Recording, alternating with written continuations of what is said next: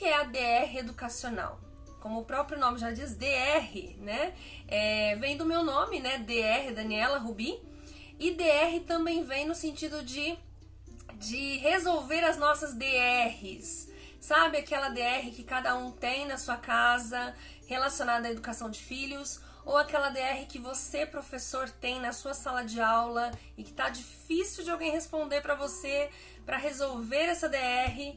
Então, essa empresa, né, a empresa que eu administro, e foi fundada por mim em 2017, tem esse objetivo, tá? Em primeiro lugar, o objetivo é a restauração de famílias. E aí vem também o sentido de DR, de doutor. Ou seja, por que doutor? No sentido de saúde. É como se a cura das famílias viesse, então, por meio da educação, tá? Então, tem esses três vieses, né? Então, é o meu nome, né? Daniela Rubi. Tem o DR relacionado a cura das famílias por meio da educação e DR também relacionado à discussão de relacionamentos dentro da área educacional, tá bom? Só para esclarecer essas coisas que eu acho importante, né?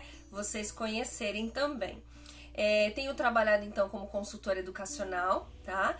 E oferecendo consultoria para os pais, né? No lar, os pais que têm dúvidas sobre como ensinar os filhos no lar, eu tenho trabalhado dessa forma também.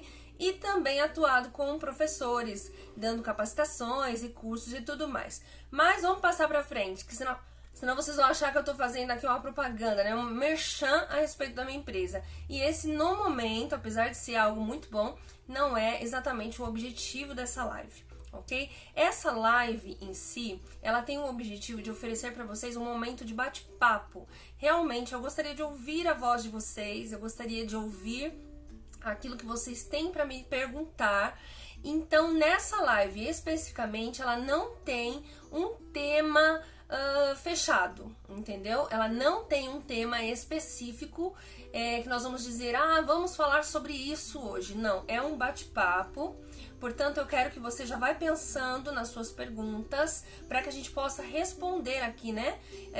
Eu vou responder aqui à medida que as perguntas forem aparecendo e em outros momentos, talvez a sua pergunta seja a fonte de um tema de uma live específica, ok? Então, se você tem alguma dúvida, já vai pensando aí no que você vai escrever aí nos comentários para que a gente possa solucionar isso ao vivo e a cores aqui, ok? Aquilo que não estiver ao meu alcance, porque a gente não sabe tudo, não é mesmo? A gente pesquisa muito. Se você pudesse ver aqui o que há ao meu redor aqui, tem muito livro ao meu redor aqui, por quê? Porque eu pesquiso bastante.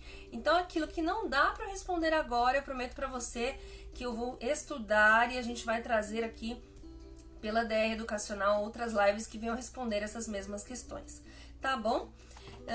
Vamos então seguindo aqui, tá? Com relação ao sorteio, como eu disse, no final da live, encerrando a live, eu farei então o uso de um site chamado sorteiogram.com. É através desse site que eu vou fazer o sorteio das pessoas que estão acompanhando aquele post do sorteio e seguindo o regulamento, tá bom? Olha lá, o Felipe Carota já fez uma pergunta aqui. AEP é educação clássica. Qual a diferença e a melhor ferramenta para se utilizar em uma escola cristã? Felipe, você está perguntando se a AEP é educação clássica? E aí vem outra pergunta emendada. Qual é a diferença e a melhor ferramenta para se utilizar em uma escola cristã? Bom, eu vou colocar aqui, Felipe, como eu entendi, tá bom? Existem diferentes tipos de visão do que é uma educação clássica. Por exemplo, clássico pode ser no sentido de algo valoroso, certo? Deixa eu abaixar um pouquinho o volume aqui que tá me atrapalhando esse fundo.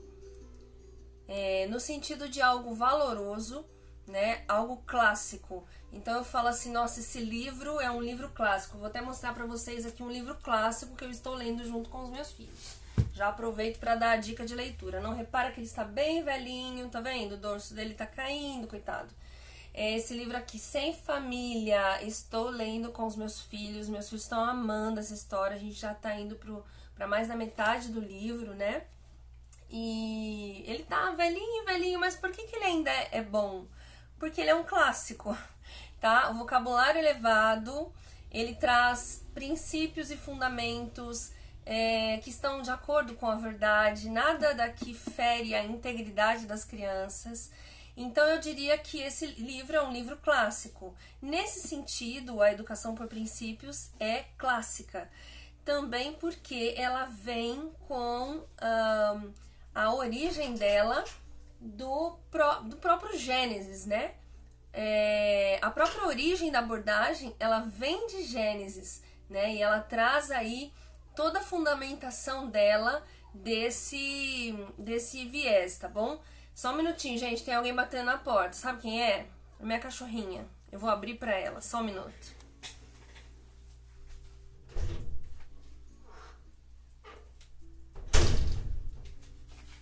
Aí, se eu não abro, ela fica batendo na porta, por incrível que pareça, parece gente, né?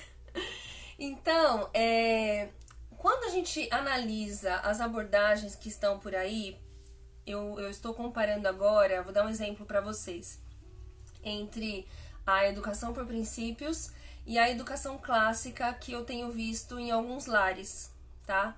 Inclusive até em algumas escolas, tem escolas que estão se denominando como escolas clássicas. Não vou generalizar, eu não quero que ninguém venha brigar comigo depois, né? Mas a maior parte das escolas que se dizem clássicas, elas estão fortemente engajadas no pensamento grego, tá? Um pensamento filosófico grego. E no caso da AEP, embora seja um tipo de educação clássica, ela está fundamentada nos parâmetros judaico-cristãos, tá bom? Então, basicamente essa diferença é o principal. E é até importante que as famílias averiguem, né? Verifiquem aí o que é que está sendo ensinado, qual é a base filosófica daquilo que tem sido ensinado para seus filhos. Se é de uma filosofia humanista ou se é de uma filosofia de fato cristã, cristocêntrica, vamos dizer assim, teocêntrica, né? A melhor ferramenta para se utilizar em uma escola cristã. Bom, qual é a melhor ferramenta? Primeiro eu quero mostrar para vocês aqui um livro, eu espero que esteja aqui, vamos ver se está aqui. Que pena, não está nesse momento, mas é o livro de uma autora chamada Alcione Souza. A Alcione escreveu um livro muito prático e dinâmico a respeito das ferramentas que a AEP indica, né, para ser utilizado na escola. São ferramentas da AEP?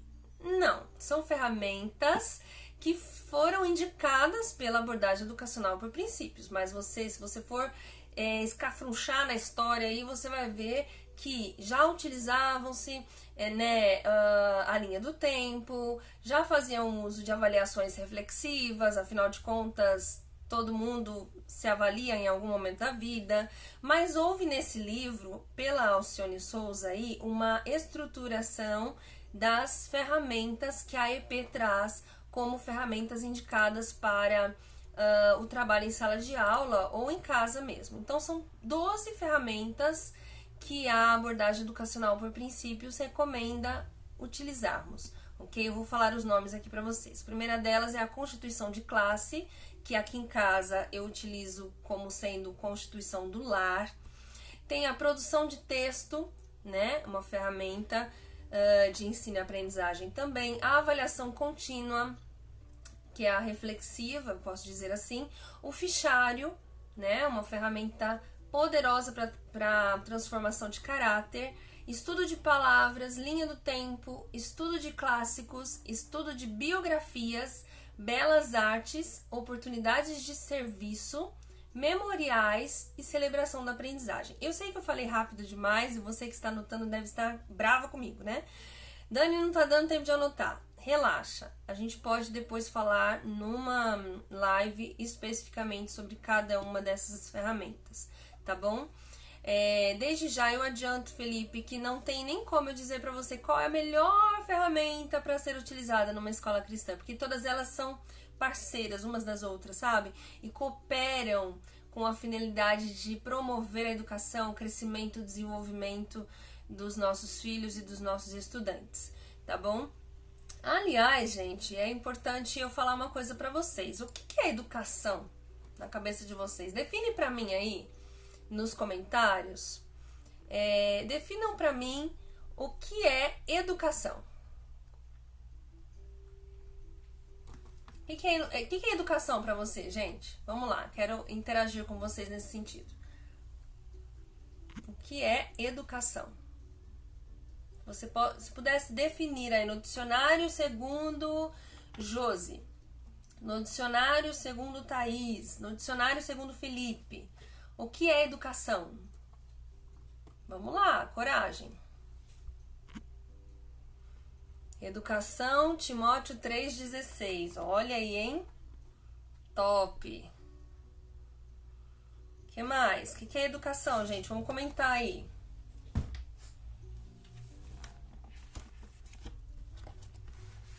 O que é educação? Vocês estão tímidos, hein? Olha lá, o Felipe tá participando. O Felipe vai ganhar o prêmio, hein, gente? Educação, todo ensino apto para correção, admoestação e instrução. É nessa linha, viu, de raciocínio que eu vou falar daqui a pouquinho. Educação, instruir, disciplinar, hábitos e valores. Isso, Josi, também tem muito a ver com essas questões, tá? Eu vou aproveitar e vou pegar o gancho aí. Se você for no dicionário agora, o que está escrito, né? O que está escrito no dicionário a respeito de educação? Qual dicionário você tem em casa? Olha só, se eu for em determinados dicionários, vocês acreditam que eu vou encontrar na frente da palavra educação o seguinte significado: adestramento? Sim, infelizmente. Os dicionários estão enxugando tanto o significado das coisas, sabe? Que nós estamos encontrando esse tipo de definição, simplesmente adestramento. Então, para definir uma palavra, eu já falo para vocês que eu utilizo o dicionário de Noah Webster, de 1828. Nossa, Dani, mas você usa um dicionário antigo, para que você utiliza esse dicionário? Eu aprendi isso nos estudos com a AEP, que é um dicionário recomendável, inclusive lá pelos fundadores, né, dessa abordagem, pelo pessoal lá dos States, né? Por quê? Porque Noah Webster dedicou a sua vida na elaboração desse dicionário. E ele traduziu as palavras, na verdade ele definiu as palavras com base nas escrituras. Então, quando você lê o que é educação no dicionário de Webster, você tem a segurança de estar lendo uma definição que foi pautada nas escrituras, ok? Então, olha só a definição de educação segundo Noah Webster. Educação é o conjunto de todas as práticas, atividades, disciplinas e conteúdos cujo objetivo é iluminar o entendimento, corrigir o temperamento e formar maneiras e hábitos da juventude, preparando-os para serem úteis em sua vida futura. Tá? Então, foi baseado justamente naquele versículo que o Carota colocou aí, o Felipe, né? Timóteo, deixa eu pegar aqui de volta, Timóteo 3,16, que essa definição foi formada. Então, nessa definição, o que você já percebe? Que o ser humano, ele é feito ali, né, de corpo, alma e espírito. E ele tem um temperamento, ele tem uma maneira e ele tem um entendimento para ser moldado, né, vamos dizer assim. Então, a gente não pode educar somente o intelecto. A gente não pode falar em educação somente em trabalhar com português, matemática, história e geografia, só querendo que os nossos filhos e os nossos estudantes sejam formados na parte acadêmica apenas. Não, nós precisamos fazer com que a educação dos nossos filhos e dos nossos estudantes alcance a plenitude, que seria o quê? A formação completa desse ser.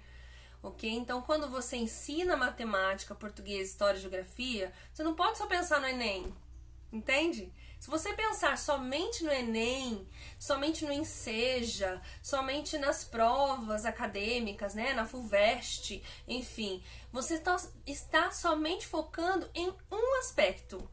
E é interessante que geralmente as pessoas que passam lá, primeiro lugar na faculdade, fez tantos anos lá de cursinho, vai para a universidade, o que acontece com ela nos primeiros meses? Sexo, drogas e rock and roll, porque não foram formados em seu caráter, né? Não foram moldados em seu caráter por meio da educação, tá? Não tiveram seu temperamento. Então, como que eu defino aí, né, a educação? A educação precisa ser para a integridade. Aí entra até, inclusive, uma abordagem que eu tenho trabalhado bastante, que é a educação para a integridade, a EPI, né? Que é uma abordagem que tem a sua fonte na AEP, na verdade, na mesma fonte da AEP, né? Que é Gênesis, né? Mas a aplicabilidade dela ocorre nas escolas seculares, né? Ok? Então aí tem sido uma bênção trabalhar com essa abordagem educacional também, que visa a formação desse ser integral. Então essas duas abordagens e outras que a gente pode encontrar por aí, elas realmente funcionam no sentido de que elas tratam com o acadêmico, o moral e o espiritual, ok? Então veja se os seus objetivos educacionais estão de fato alcançando esses três aspectos, tá, do ser humano. Certo? Deixa eu ver aqui se tem alguma outra pergunta interessante pra gente estar respondendo aqui, tá bom? Vamos voltar aqui. Eu tô muito feliz, viu, gente? Desse movimento todo aqui. Pra mim é uma coisa muito boa. Deixa eu ver se tem alguma pergunta interessante. Ó, muita gente interagindo aqui.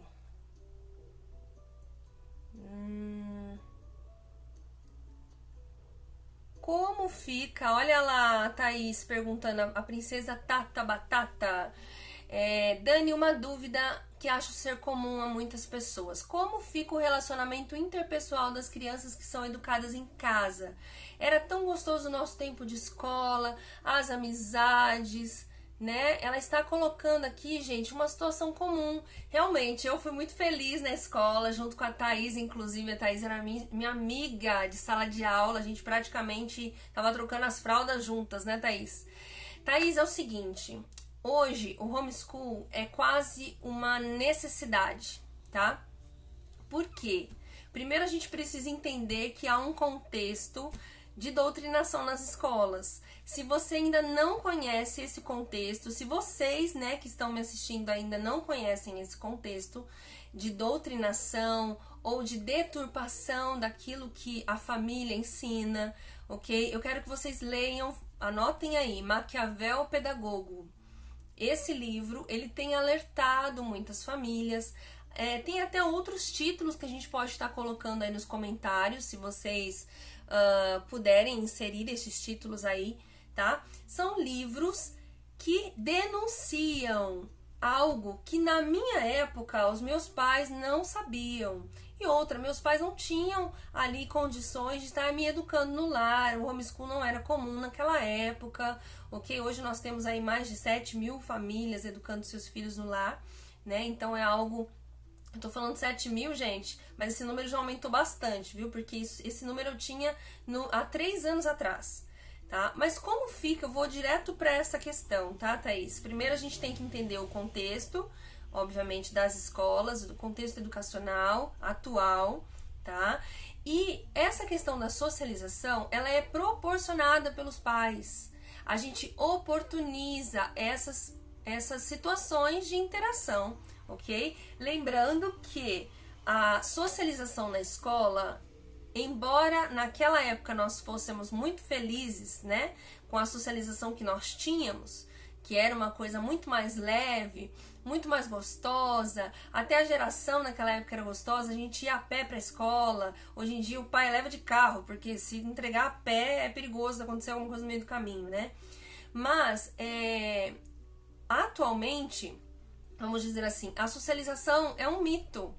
Por quê? Eu quero que vocês imaginem essa cena. As crianças ficam dentro da sala de aula por longas horas aí, né, durante o dia, algumas por período integral. E eu, como professora, eu lembro muito bem que eu precisava cumprir o conteúdo. E cumprindo o conteúdo, eu não podia deixar o fulaninho conversar. Ei, agora não. Ei, agora não, nós estamos fazendo matemática. E era um movimento assim de peso, tá? É uma situação complicada e todo mundo que é professor sabe disso. A gente precisa cumprir conteúdo e aluno tem que estar lá focado, ele não pode conversar com quem está do lado, né? E o recreio, o que é a socialização do recreio? 20 minutos, na maioria das vezes, tá? Tocou o sinal, 50 minutos matemática, 50 minutos português, 50 minutos ciências. Gera um nível de ansiedade nessas crianças tamanha que tudo que eles querem é pisar naquele pátio da escola onde eles vão brincar com os colegas. Mas o que é feito em 20 minutos atualmente? Eles têm que dividir esses 20 minutos em cantina, banheiro, amizade com os colegas ali, entendem? Então, eu não sei vocês, mas eu tenho por mim, assim, pelo que eu tenho visto, tá? Que o sistema educacional por si só, ele precisa ser repensado completamente. No meu ponto de vista, como educadora, eu falo isso.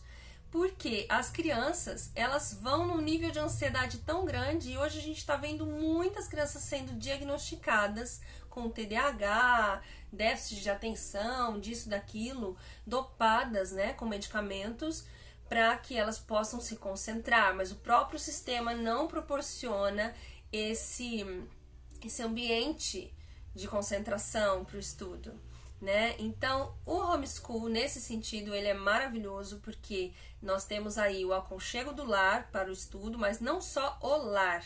É importante que entendam, né, que o lar é apenas um dos lugares de aprendizagem em que eles estudam. Eles podem ir à biblioteca, eles podem ir ao museu, isso a qualquer momento. Eles não precisam esperar o sábado ou esperar o passeio da escola para fazer isso, né? Então, com quem meus filhos socializam atualmente? Vou falar para vocês aqui. Eles socializam com bebês, crianças, jovens, adolescentes, adultos, idosos, vizinhos, a moça do mercado, o cara da padaria, o pessoal da igreja. Então é uma socialização de qualidade que não é só entre os pares, só entre aqueles que são da mesma idade, ok? Então isso eu acho importante falar para vocês. Mas enfim, vamos mudar agora de assunto. Espero que eu tenha solucionado aí um pouquinho da sua dúvida, Thaís, porque isso também é um assunto que pode vir como tema principal de uma live só, tá bom? Nós temos aí alguns minutos ainda, né? Nossa live, ela tem 60 minutos de duração, tá, pessoal? Temos ainda 30 minutos juntos aqui. Espero que vocês estejam gostando dessa nossa conversa. Deixa eu ver aqui. Queria ter anotado. Ó, calma, quem tá querendo anotar, depois dá um pause na live que eu vou gravar, tá bom? E vou falar sobre isso depois, sobre as ferramentas. Você acredita, Tami Vicenzo, você acredita que o movimento homeschooling seja o começo de um novo tempo que mostra que o atual sistema está obsoleto? Com certeza, Tami. É uma, vamos dizer assim, sabe quando eu esqueci a palavra, mas tudo demonstra a necessidade de mudança, entendeu? E é uma necessidade tão óbvia, porque a gente ainda está começando aqui no Brasil, vamos dizer assim, mas lá nos Estados Unidos já está comprovado por A mais B que os resultados em termos de avaliação, em termos de socialização, de relacionamento, em relação às pessoas que fazem homeschool e as pessoas que estão na escola, né, as crianças e tal, os homeschoolers batem de 10-0. Não vou exagerar, né, 10-0, mas realmente é algo muito diferente. Por quê? Meu filho, por exemplo, ele estava querendo esses dias estudar determinados assuntos sobre empreendedorismo. Ele está montando aqui a loja de brinquedos dele. Na escola, ele não teria as ferramentas que hoje ele está tendo, tá? Não significa que o homeschool é para todo mundo. A escola nunca vai sumir do mapa, ok? É importante que se saiba disso, por isso que o meu trabalho não é exclusivamente direcionado às famílias. O meu trabalho também tem o viés pedagógico escolar, Porque a escola sempre vai existir, porque sempre vai ter um pai e uma mãe que precisam trabalhar, que não podem tutoriar seus filhos, fazer a tutoria dos seus filhos, né, em casa. E a escola precisa existir, sabe? Se eu perguntar para as mães quem quer ser mãe homeschooler, né? Nem todo mundo vai poder em termos de condição, nem todo mundo vai querer, certo? E isso também, eu não tô julgando ninguém por isso, ok? Mas é um começo de algo que vai gerar uma mudança no Brasil, porque futuramente o que vai acontecer? As pessoas vão começar a pensar sobre as diferenças de oportunidades entre aqueles que estão no aconchego do lar e nas bibliotecas e no mundo aprendendo com a vida e aqueles que estão fazendo de conta que estão numa feira. Eu lembro até hoje, eu fiz de conta que eu montei uma feirinha na minha sala de aula para ensinar matemática para os meus alunos. Isso eu dava aula na época lá no SESI, né? E isso acontece em muitas turmas, tá? É proposto inclusive no livro didático. Eles propõem que se faça um simulado ali do que é uma vendinha ou do que é uma feira, para fazer esse trato do dinheiro, né, para ensinar matemática para a criança. E no homeschool, o que a gente faz? O filho da gente vai lá pro mercado, entendeu? Eles vão no mercado, eles levam o dinheiro, eles pegam o troco, eles voltam para casa, eles levam bronca do pai e da mãe, porque pegou o troco errado e tal, eles escolhem a fruta, eles fazem... O negócio é real, entendeu? Tem cheiro de realidade. Então, isso faz toda a diferença, ok? Por isso que eu acredito também que realmente haja essa denúncia de que o sistema atual está obsoleto e que o movimento homeschooling seja o começo de um novo tempo, realmente, ok? Uma geração aí que aprende, vamos dizer assim, de forma autodidata, né? Está se formando. Corrigir o temperamento, iluminar o entendimento, sim, é sobre a definição de educação, né? Deixa eu ver aqui se tem outras perguntas. Ô, Instagram, me ajuda aqui. Dani, eu posso começar o método da educação homeschool com qualquer idade? Pode. Pode, entre aspas. Nós estamos atualmente, cá, eu vou falar pro meu irmão agora que fez essa pergunta. Nós estamos num momento no nosso país de regulamentação. Algumas famílias querem que regulamente para que haja maior liberdade, outras temem a regulamentação justamente com medo de perder a liberdade. O que nós temos é um grupo muito grande de famílias que resolveram, né, que resolveu encarar, inclusive a justiça, se for necessário, em prol dos seus filhos. Eu falo que são leoas e leões aí ferozes, que amam demais os seus filhos e que estão topando qualquer coisa, inclusive encarar a justiça se necessário. Tá? Existem mais de 18 PLs em andamento, em tramitação em Brasília, né? Eles estão verificando a melhor forma de regulamentar o homeschool no Brasil, mas já é algo que o nosso governo visualiza como bom, ok? Inclusive temos aí um município, né, Vitória, Espírito Santo, eu não sei como que tá agora, em que pé está, mas até onde eu soube, foi um município que aprovou a lei municipal do homeschool. Então as famílias têm ali a liberdade de educar os seus filhos no lar, ok? Eu posso ser denunciada? Posso ser denunciada. Pode vir o conselho tutelar na minha casa? Pode. Eles podem bater aí na minha porta e falar assim: ei, Daniela, e aí? Por que seus filhos não estão na escola? Certo? Mas eu tenho vários fichários, vou mostrar um aqui pra vocês. Esse daqui é o meu, tá? Estudos da Dani, né? Mas eu tenho vários fichários de Bruno e de Carol, né? Pra mostrar que eles não estão abandonados intelectualmente. Antigamente achava-se, né, que a ausência de matrícula significava abandono intelectual. Hoje em dia não, o povo tem que entender isso, que não é porque não está matriculado que está abandonado intelectualmente. Então, se você é mãe e pai, quiser tirar os seus filhos da escola, independente se eles estão no primeiro ano, no terceiro, no quinto, no sétimo, no ensino médio, Você pode, viu, Carlinhos, quando você tiver os seus filhos, meus sobrinhos, por favor, tenham filhos, quero sobrinhos, né? Você vai poder pensar nessa retirada dos filhos da escola, se você quiser, mas tem todo um processo, tá, gente?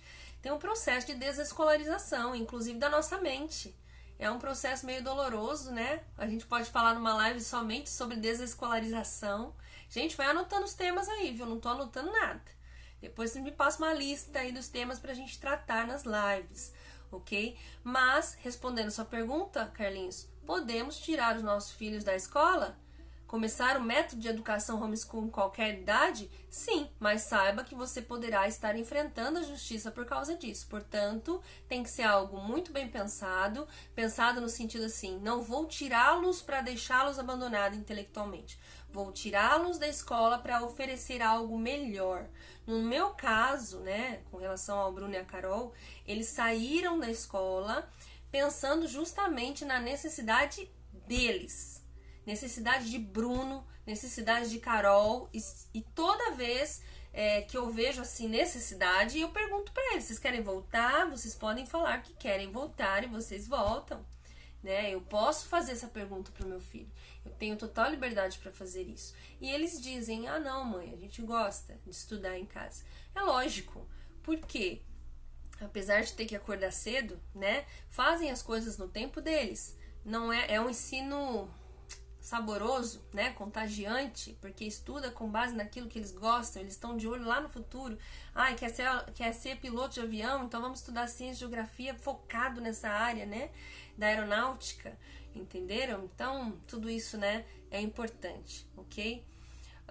Bom, vamos ver aqui se tem outras perguntas. Quero fazer meu TCC sobre a questão jurídica do homeschool. Maravilha, Tami, nós estamos precisando de gente que fale de homeschool na academia, tá bom? A escola cobra conteúdo, os pais cobram a disciplina e o professor pouco consegue ensinar ou mudar o caráter, mente e coração. Verdade, Felipe, essa era uma angústia do meu coração, tá?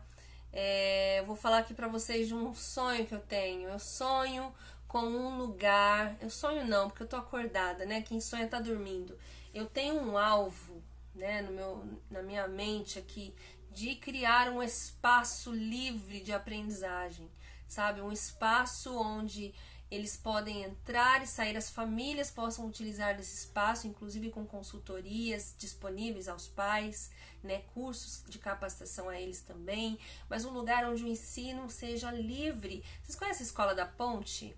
Escola da Ponte é uma abordagem educacional, né? O José Pacheco, que está liderando esse movimento todo lá em Portugal, já faz tempo que eles fazem uso desse tipo de sistema educacional, né? E a criança estuda, ela tem os tutores disponíveis para ela ali naquela sala, mas não são seriadas as turmas, eles podem estar ali aprendendo com criança menor ou com criança maior, com jovem, mas o ensino está acontecendo ali de modo mais livre, sabe? Sem aquele sinal de fábrica.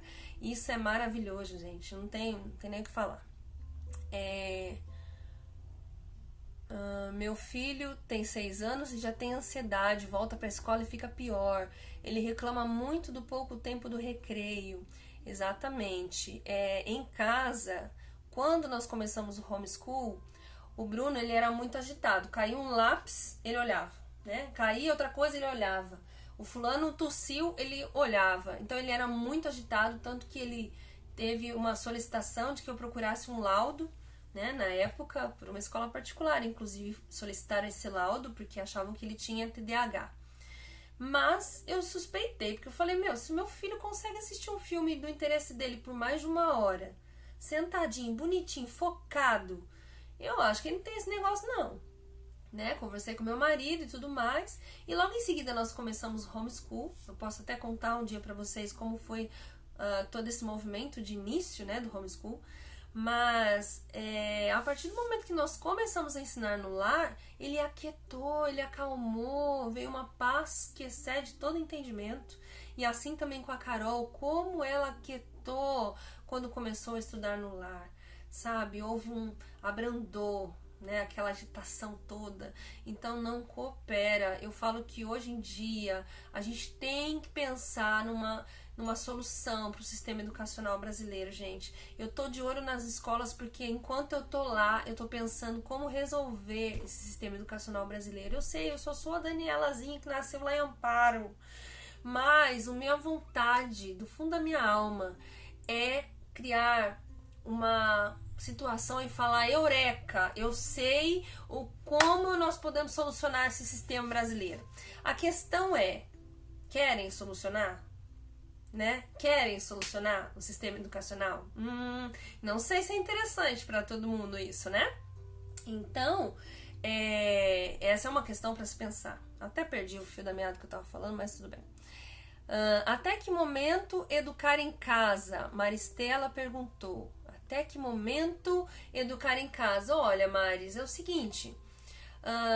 a partir do momento que a criança começa a estudar no lar, vendo os benefícios que isso traz para a vida da criança, dificilmente, eu não conheço uma família que colocou no ensino no lar, gostou da coisa e voltou. Não conheço, tá? A maioria das pessoas falam: nossa, eu devia ter descoberto isso antes, entendem? Então, vai até o ensino médio, vai, e tem aluno ainda que depois do ensino médio, eles ainda permanecem ali no lar pelo ensino à distância, nas faculdades e tudo mais, porque acostumou com aquele modelo de educação e prefere ter o seu próprio ritmo, né? Deixa eu ver aqui. Outra pergunta. Ai, gente, olha que bênção. É muita pergunta, hein? Vamos ver. Gerando este seu sonho desse espaço. Vamos fazer? Ana Beatriz, tô dentro. Cai pra dentro, minha amiga. Vamos que vamos. Quem quiser, vamos colocar isso em prática, gente. Outro projeto que eu quero colocar em prática aí é a gente fazer acontecer a tal da Escola Umbrella. Já ouviu falar, gente, da Escola Umbrella? Tenho conversado sobre isso com a Bárbara, lá de Ribeirão Pires. Tenho conversado sobre isso com o Felipe, né? Com tanta gente eu tenho conversado sobre isso. Porque lá nos Estados Unidos o negócio é tão comum, né, a respeito do homeschool. Até fiquei feliz que eu fui na biblioteca, peguei livros sobre homeschool na biblioteca e ninguém me perguntou o que era esse bendito homeschool. Se eu vou na biblioteca, né, aqui do Brasil, o povo não sabe o que é isso. Nem pelo nome em português, né, educação domiciliar, o pessoal não sabe, porque é algo novo. Mas nos Estados Unidos já houve toda essa batalha pela qual nós estamos passando, certo? E as escolas apoiam o ensino domiciliar, são as escolas umbrella, escola guarda-chuva. Então, os nossos filhos lá nos Estados Unidos, né, seriam matriculados nessas escolas, mas permaneceriam aprendendo no lar. Então, as escolas fornecem para os alunos material, fornecem currículos para as famílias, né? Claro que na maioria das vezes são escolas pagas, ok? Tá? São escolas particulares, as famílias pagam para ter esse suporte da escola, mas as famílias podem utilizar a biblioteca da escola, elas podem utilizar a quadra esportiva, elas podem fazer parte das feiras e exposições e passeios. Então, isso é olha, gente, que sonho de consumo, né? Eu amo essa possibilidade, tá? Quando eu olho aqui o SESI aqui perto de casa, vocês acham que eu não fico assim, ó, com água na boca de ver aquele xadrez gigante que eles têm ali no pátio? Vontade imensa de levar o Bruno e a Carol para aprender xadrez comigo lá, entendeu? Ou até com outra pessoa que a escola tenha disponibilizado, né, ali para ensinar. Mas não, as escolas estão assim, ó, portões fechados para as famílias. As famílias, não sei se vocês sabem, mas a gente não tem ainda nem o direito de ter uma carteirinha de transporte de estudante. Então são direitos básicos. Meus filhos, quando vão no cinema, eles não pagam meia, eles pagam inteira. Por que eles pagam inteira? Porque eles não são vistos como estudantes, porque eles não têm uma matrícula escolar. Gente, meus filhos estão estudando demais. Eles merecem a meia entrada, eles merecem a meia passagem no ônibus, entendeu? Então a gente precisa batalhar por essas coisas. né? E até o professor que está no âmbito educacional e escolar, ele precisa aderir a essa causa. Por quê? Vai aumentar as possibilidades dele trabalhar também, né? O meu trabalho como consultora educacional, inclusive, ele aumentou por meio do homeschool. Você que é professor de matemática, será que você não pode tutoriar alunos, né? Porque tem pais que escolhem contratar algum profissional, né, de educação dentro da área que eles não atuam, para que esses seus filhos sejam respaldados nessa matéria, entendeu? Então pode ficar tranquilo, viu, professor? Se você tá com medo de perder o emprego por causa do homeschool, fica tranquilo, porque as suas oportunidades, inclusive, vão aumentar, tá bom? E a qualidade educacional vai também, consequentemente, aumentar, porque onde há concorrência, né, há também uma busca de melhor qualidade, tá? Deixa eu ver aqui. A Thaís falou que medo de me decepcionar quando eu for pra sala de aula.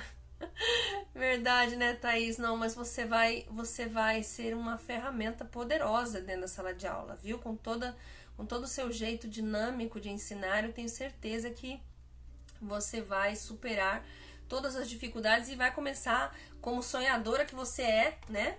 Assim como eu, você vai começar a buscar soluções para o sistema educacional brasileiro, viu? Eu quero que vocês coloquem aí o joinha se vocês gostaram dessa primeira live oficial da DR Educacional. Eu tô muito, muito, muito, muito feliz, muito satisfeita por estar aqui com vocês, porque houve interação, a gente conversou bastante, né? E se o tempo passou rápido para você, também é porque você gostou também. Eu fiquei muito feliz, tá? Nós temos ainda 7 minutos ao vivo aí, juntos, né? Então eu quero usar esses 7 minutos aí pra gente conversar, tá bom? Vamos colocar agora os temas, então? Se você quer que a gente trate de algum tema específico nas próximas lives, coloca pra mim aí, olha, eu quero falar sobre isso, quero falar sobre aquilo, né? Coloca aí, porque provavelmente na próxima quinta nós estaremos online de novo. E aí eu aviso vocês, né? Segue a DR Educacional no Instagram para você ficar por dentro de todas as nossas lives, tá bom? Para ficar por dentro das notificações, você precisa dar... Como que fala, gente? Aquela questão lá de você selecionar as notificações, né? Ativa as notificações, olha só, o povo fala isso, né? Ativa as notificações no Instagram da DR Educacional para que você fique por dentro das notícias em primeira mão, tá? Senão às vezes passa batido e você não vê. Aqui em Ribeirão Preto, pessoal, a gente tem um grupo de pais, um grupo de famílias aí que se reúnem, né? E todo ano a gente vai lá na Chácara da Josi para se encontrar, para fechar o ano com chave de ouro, né? Então não pense que se você começar o homeschool, por exemplo, que você vai ficar sozinha. Você não vai ficar sozinha, tá? Já foi o tempo em que você ficava sozinho no homeschool. Hoje em dia tem uma comunidade enorme para trocar ideia com você, para chorar as pitangas com você, né? E você não vai ficar sozinha. No começo eu me senti sozinha no começo, né? Mas eu superei, graças a Deus. E foi por uma boa causa. Hoje eu tô aqui firme e forte para ajudar vocês. Gente, beijo. Tchau, tudo de bom pra vocês. Obrigada por ter acompanhado a live. Deixa seu comentário sobre como foi essa experiência de conversar comigo aqui nesse bate-papo, tá bom? Um abraço. Tchau, tchau, pessoal.